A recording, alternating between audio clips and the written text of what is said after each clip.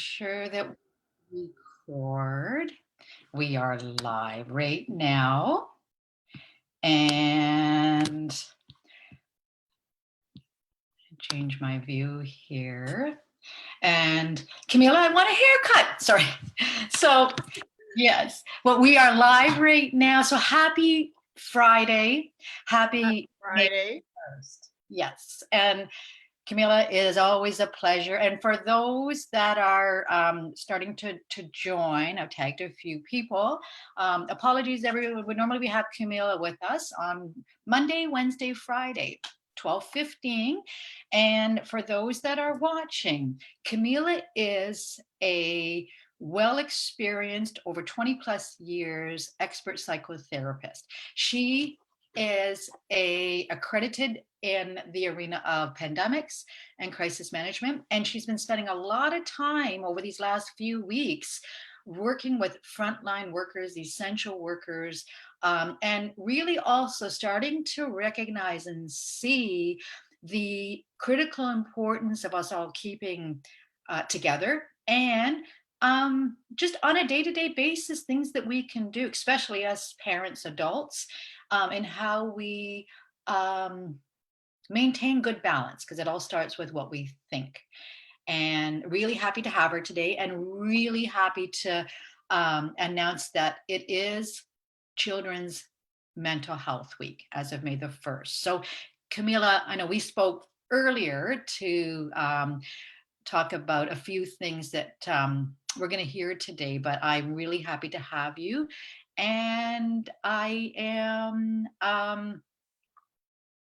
as a mom and kind of where we are now, I'm so grateful that I can bring you in, and every day we're getting better at the balancing of where we are. So how are you? And with May the 1st, how have you been doing over the last few days?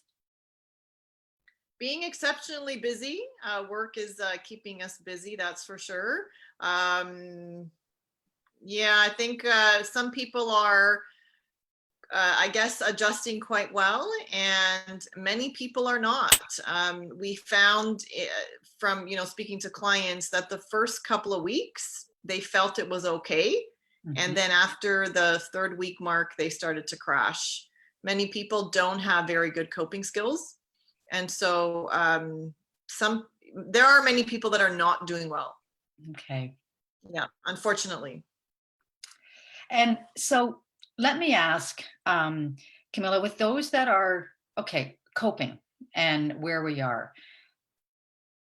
what I'm really hearing is that all of these people have choice. All of these people, there is support. There is avenues for these people to be able to get, or even just to connect and talk. So with that being said, what type of, well, first I'd love to hear a little bit more about what we're starting to see, but then I'd love to hear more about where can these people go?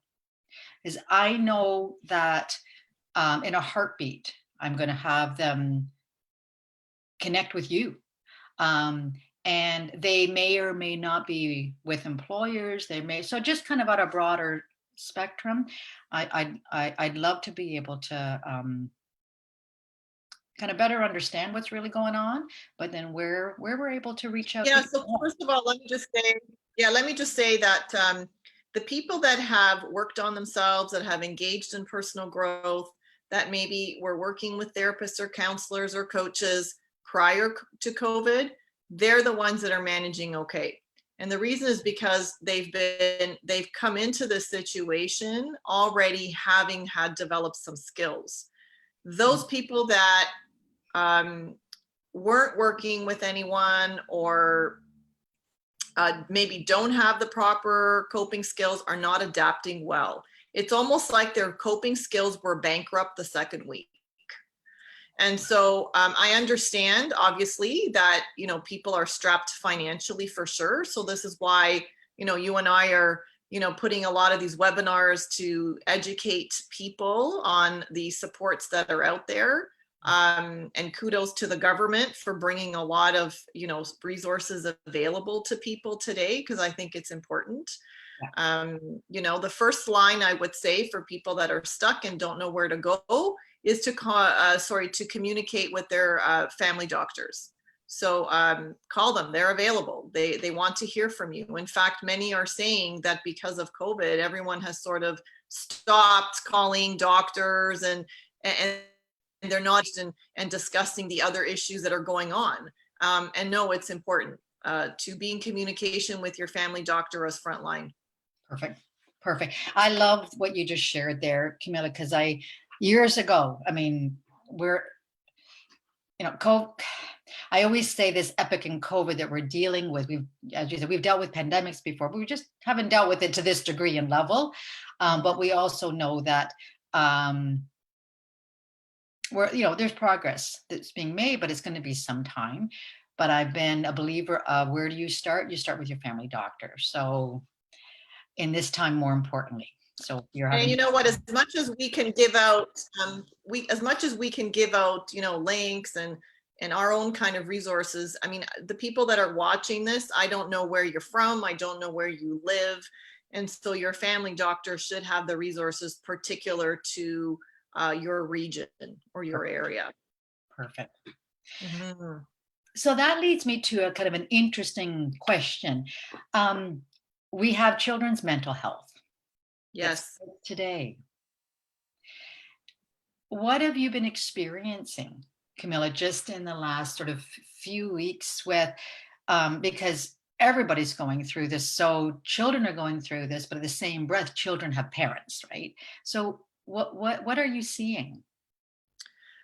Well, there are a lot of dysfunctionalities that are occurring. And I think because kids now are at home and they've been at home with their families for such a long period of time, some of these dysfunctions are being amplified.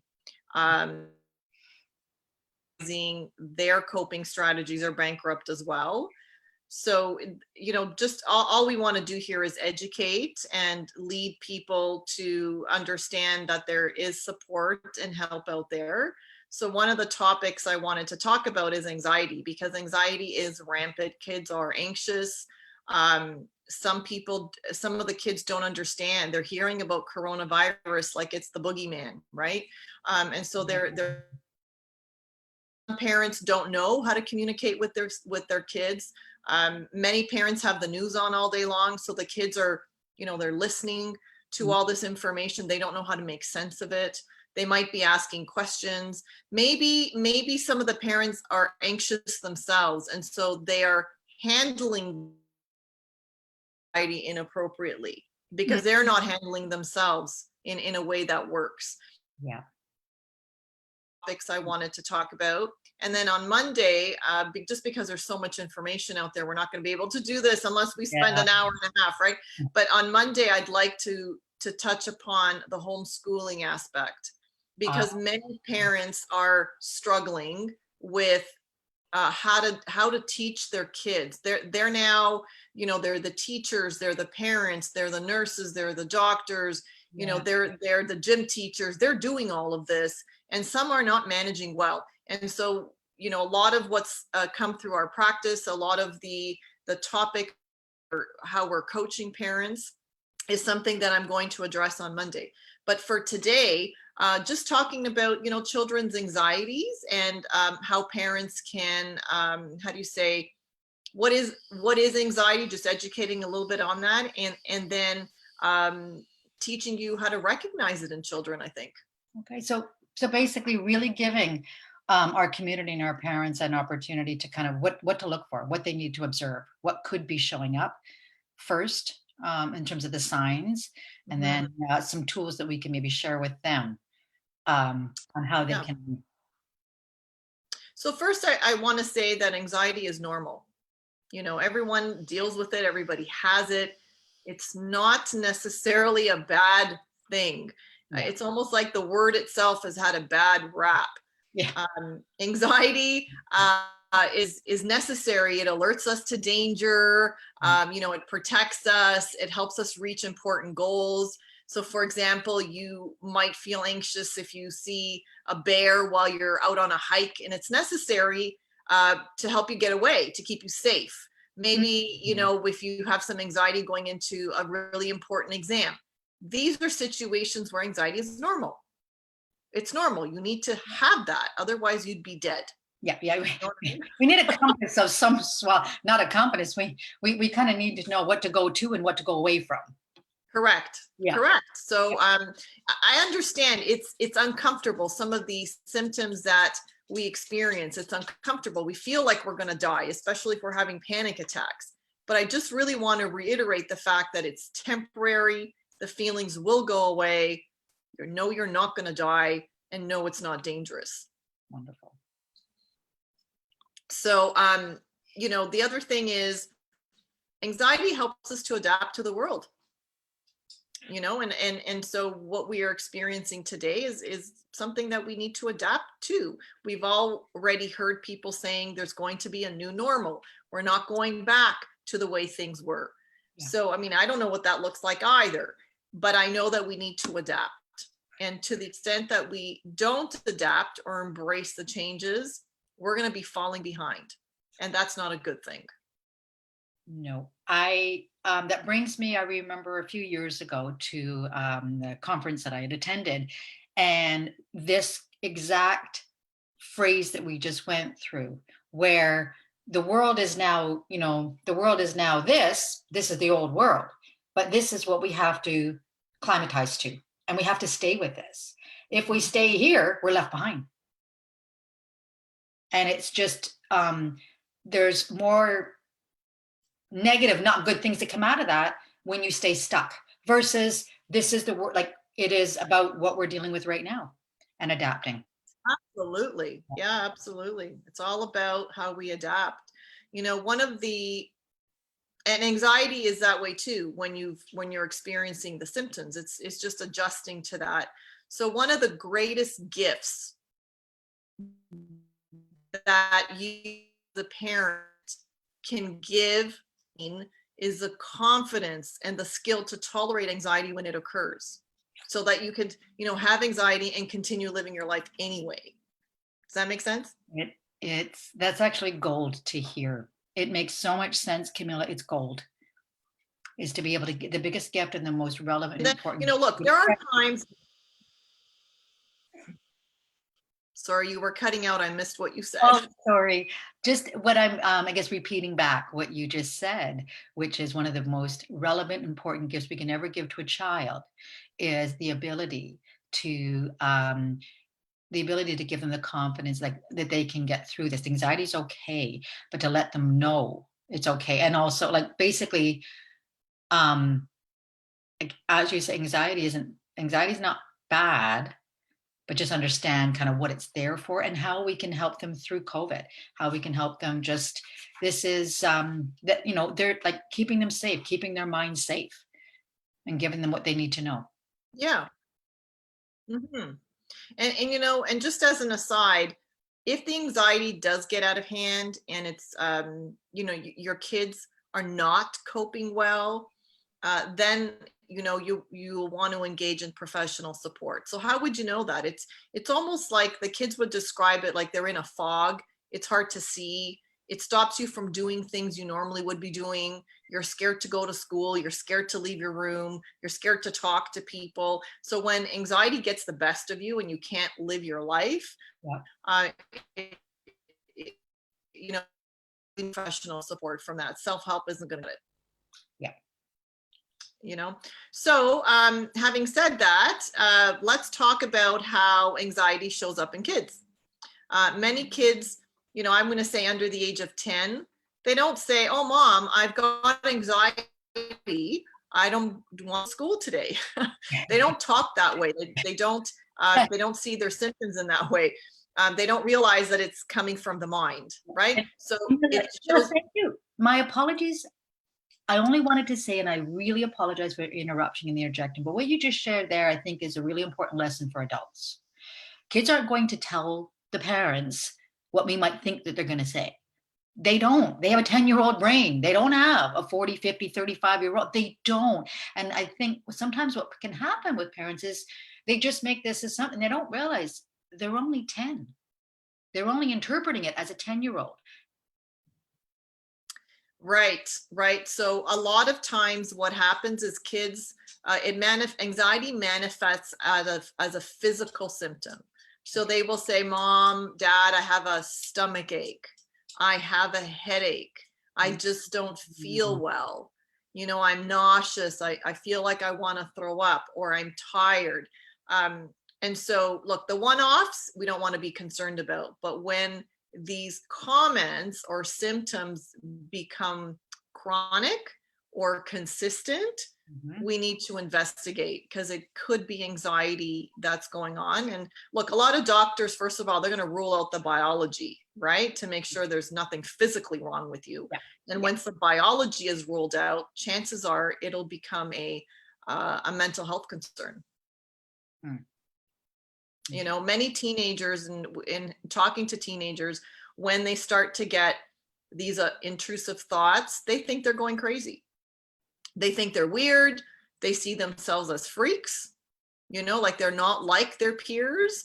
And so that makes them withdraw from their friends. Okay. You know, they become more self-conscious. They start to feel shame and guilt. They see themselves as different, you know? Yeah. So one of the things I thought we could talk about today is, if you're a parent and you're watching here today, you know, 3 steps that you can do to manage anxiety with your children or teens. Okay. So the first one is communication. Encourage your child to open up and talk about their worries and fears. You know, so we talk about psychotherapy as being a talk therapy, and you can take that skill into your real, right? So you can start by describing a recent situation that you've observed. So for example, you can say something to your child like, you know, yesterday you seemed really quiet when you were sitting beside me. You know, were you anxious about having a visitor in our house? Were you nervous? What was that like for you? I noticed that, you know, you've been hanging home on the weekends. You don't really seem to want to go out, you know, like, what's up? You know, so opening up the lines of communication, asking them to share, you know, what are they scared of? And obviously the questions need to be age appropriate. Correct. Yep. You know, and so that gentle inquiry, and you know, gentle inquiry, but being direct at the same time. And being direct is just, you know, simply asking, like, what's worrying you? What's going on with you? Okay. You know? Yeah.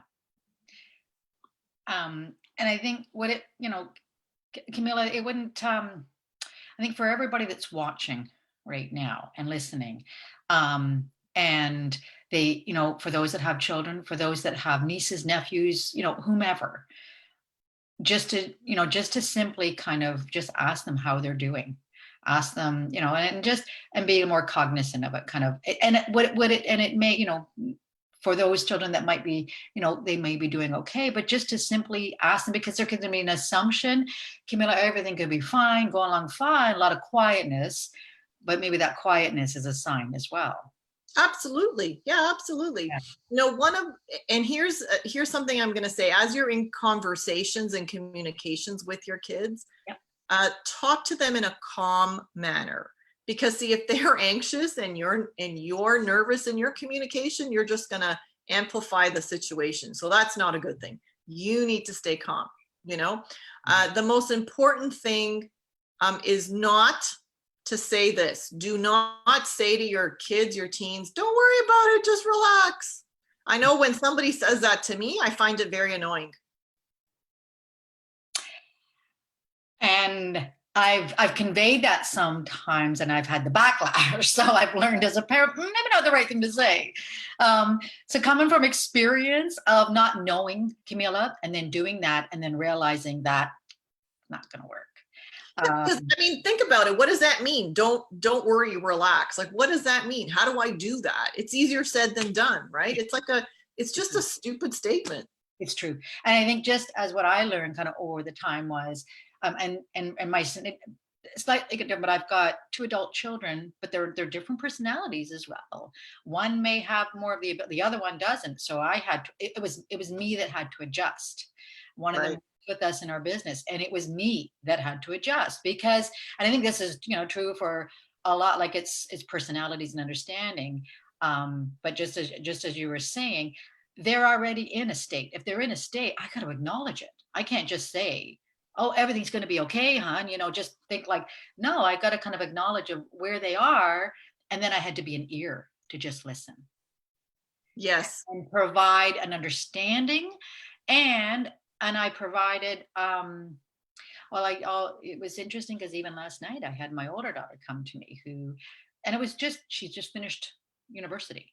And the next, and the comparing, Camilla, when they're on social media, it was Oh my interesting. gosh. And so, I've been practicing mindful senses. I've been practicing other aspects, and we got to keep doing this. And it was all about listening. It was just about hearing where she was at, but then not giving her, it's all okay, but just acknowledging, and we're in this, and things are making progress, but we are we're living differently now, and we stay more socially connected now, and allow us to just live in the now. Yeah.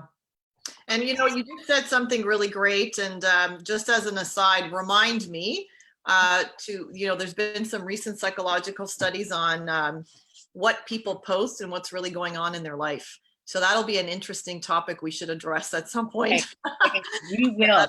That'll be interesting. We will. Camilla, similar to yourself, I like the truth. And I know that every single person on this earth is a human being. Mm-hmm. We go on about our cultures and which is relevant, right? Those are our experiences, are growing up where we are, but we're all human first. And there are commonalities in every human being, as much as and we're all human. We all care. We all want to be part of something. I think this is kind of where we sometimes will see some people will get connected with the negative versus the positive because they need to connect. They need to be part of something. And then all of a sudden they may get part of not so good versus the good, which is what we don't, but the thing is they have choice. We all have choice. So even if you can move over to the positive, because when you get into that arena, life only gets there is a much better feeling, if you will, in terms of the positive, what we do and everything versus the negative. And going back to kind of the voice we have in our heads, all that kind of silly stuff. A lot of it is just what we're allowing ourselves. But in order to be able to understand how we really train our brains and how we believe and live, we have to have professional in our life. We don't like, and this is, Camilla, it's a very dear thing. It's a very, very dear thing. And we're in an era where we're finally getting to the point where folks, physical, mind, body, soul, but the mind, you can't have one without the other. Right. And that actually brings us to the next 2 steps, which are intertwined, which is teach and educate. And, you and I are doing a lot of that. And that's where parents need to go, is teach your kids about anxiety. Mm-hmm. What are the signs? Teach them how to recognize anxiety in themselves, right? Mm-hmm. So how it shows up as physical symptoms, thoughts, behaviors. So when kids are familiar with that information, then they're armed, right? And that knowledge empowers them. It doesn't disempower them, it empowers them. And then they won't blame themselves like there's something wrong with me. Thank you. And you have such a phenomenal way, Camilla, of stating it where it just makes sense. And it doesn't take, it does. because that's how it speak. Yeah. Yeah, because it's, you know, our kids are smart, right? My father used to say, and he's in heaven now, but he used to say, Michelle, from the time they're born, it's who they are. Well, having a child born at 1 pound, it's time they are who they are, because there's little things that you take for granted. So, and when we have them come home, you know, you can just tell the differences, if you will. So they're quite smart, and to have the opportunity to share with them when they're younger of how to keep them calm so they don't, you know, because it isn't, don't blame yourself, and just, you know, they really do have the ability to keep, the more positive that we stay kind of through this, it's amazing, because that's actually have an impact on the external world around us. Oh, absolutely. I had a client last night who has, for the last 10 years, has talked to, sociologists, social workers, therapists, and she's been around the block. It was really interesting. She said, like, Camilla, I'm going to give it one more try. And on your recommendation, I, decided to engage with you. And I gave her a science lesson, like I've done with our viewers here in the past, and talking about how cortisol and serotonin, how it affects our brain. And I said, and this is how it makes you feel. This is how you think. And she was like, oh my gosh, no one has ever explained it to me like that.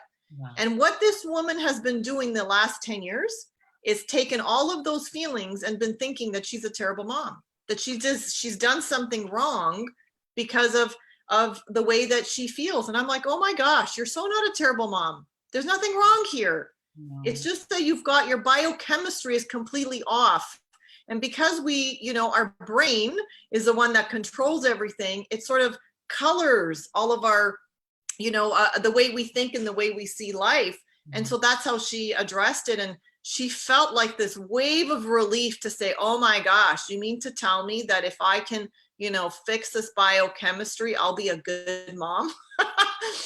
It's like, and so kids are the same way. Educate, teach them. There's nothing wrong here. There's just an imbalance. And that imbalance right now is being created by the news, the media, what they're hearing about COVID. And so they're anxious. I know my daughter is like, we got to have the alarm on at night. And if the alarm isn't off, she's freaking out, right? Like somehow that's going to protect us from a virus. But that's something that brings her comfort. And so we need to start talking about it. You and I have talked about this in the past. It needs to be a regular, everyday conversation. Yeah. Let's not, put mental health under the carpet and pretend it doesn't exist. Absolutely. And keep this conversation going. The more we keep it going, Camilla, the more that people get comfortable with. It's a daily conversation. It's just a daily conversation. You get up in the morning, and what do we start doing? We start thinking. Right. And then we're still, and we are exposed to probably more now because we have our devices on. So there's all this stuff that's coming at us. How do we, and we have abilities to be able to control that, but with putting it into practice, I think, and having, so Camilla, I immensely am grateful for you, and really, really appreciate you coming in.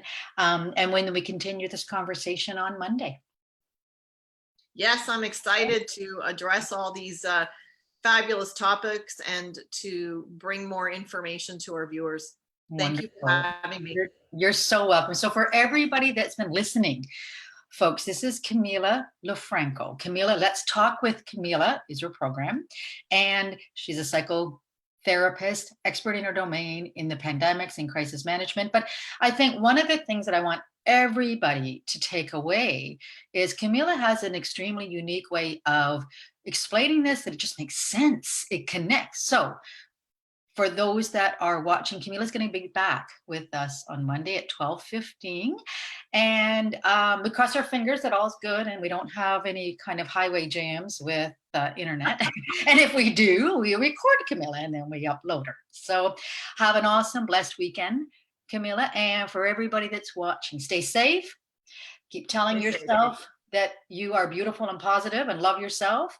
And we continue to learn from Camilla. Awesome. All right. Okay. Bye, hon. Have a wonderful weekend. Okay. You as well. Bye-bye. Bye, hon.